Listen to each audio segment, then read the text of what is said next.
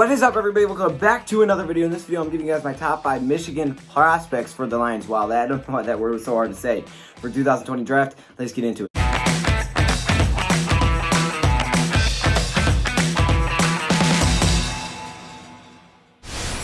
Hopefully the camera and everything looks good in this video. Okay, last time I came out, it looked terrible, so we're adjusting it. I got a new setup going on here, so let's see how this works out. But right now, we are looking at the top 5 prospects for the Detroit Lions. Coming in at the honorable mention spot is Shea Patterson. Now, Shea Patterson, I had to throw him in here as an honorable mention because I didn't think he would be in the top 5, but I threw him in the honorable mention just because of the simple fact that I think we're going to draft a backup quarterback this season, and maybe this is the guy you draft as your backup. Now, he's not the kind of fit that I think a lot of people are looking at. He's definitely not like Matthew Stafford, okay? He's more of a mobile type of quarterback that can get out of the pocket, move around.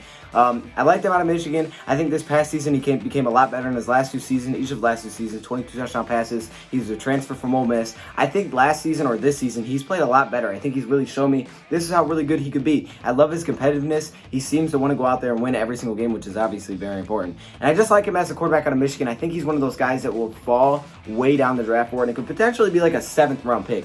That's why I think he would fit, because if he was a 7th round pick, I'd be down to take him. Usually your 7th round picks don't even have an impact on the team. I think this guy actually could be our backup quarterback. He comes in as an honorable mention. Next up, coming in number 5 is Ben Bredesen. I think I'm saying that right. Bredesen, I think it's Bredesen. He is an inside offensive lineman for Michigan. He simply would be our next guard.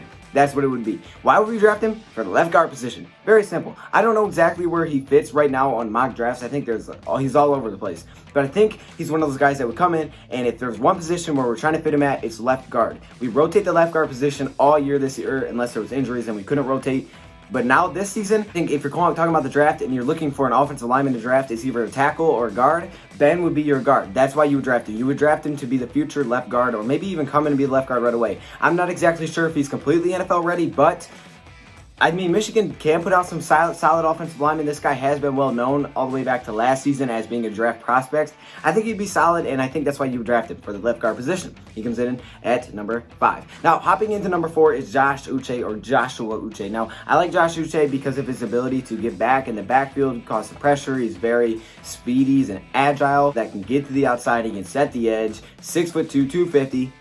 You know, he's nice. He's a nice player. He's not the most powerful, though. That's the thing. If you want a power rush type of linebacker, that is not Josh Uche. You got a fast, athletically gifted type of player here in Josh Uche that would be solid. He's a senior. He's been through a lot of this.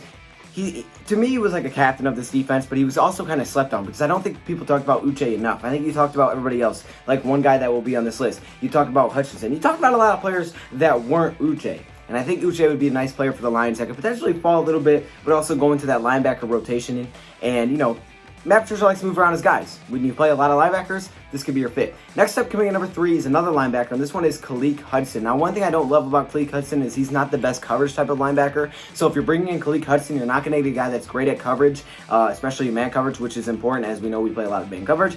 But if you play him more on the edge, I think he would be okay. And we know at Michigan, being known as the Viper, he moved around all the time. Linebacker, you know, he played the edge, he played everything. He moved around all the time, and I think he'd be nice for the Lions because he has that versatility. And I think just like Uche, Matt Patricia would love this type of player. Again, the man coverage, it kind of worries me a little bit, and he's not crazy athletic, but he can do it all, and he has the experience of doing it all, and he has the experience of moving around. And that's one thing that I really would like about Khaleke Hudson.